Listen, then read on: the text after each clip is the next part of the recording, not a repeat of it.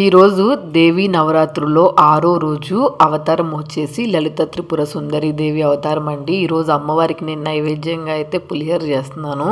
అవును, ఈ దేవి నవరాత్రుల్లో నిమ్మకాయతో చేసిన రెసిపీస్ కానీ అలాగే చింతపండుతో చేసిన రెసిపీస్ కానీ తినకూడదంట, నిజమేనా? ఇదైతే నాకు తెలీదు, వేరే వాళ్ళు ఎవరో చెప్తుంటే విన్నాను.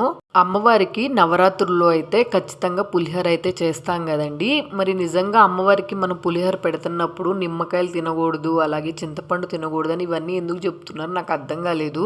ఇది అసలు నిజమేనా లేకపోతే నిజం కాదా నాకు అర్థం కాలేదు. ఇది కూడా నేను ఇన్స్టాగ్రామ్లోనే చూశాను, ఎవరో చెప్తుంటే.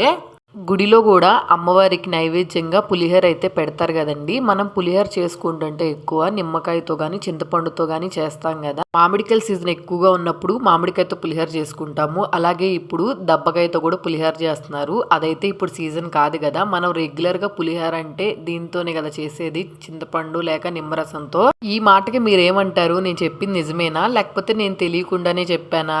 ఈరోజు అయితే అమ్మవారికి నేనైతే పులిహోర చేద్దాం అనుకున్నాను. ఎక్కడ చూసినా కానీ అమ్మవారికి నైవేద్యంగా పులిహోర అయితే పెడతారు కదా. చింతపండుతో అయితే చేశాను. పులిహోర వాసనకే గుమ్మగుమ్మలాడిపోతుంది, చాలా బాగుంది. నచ్చితే సబ్స్క్రైబ్ చేసుకోండి.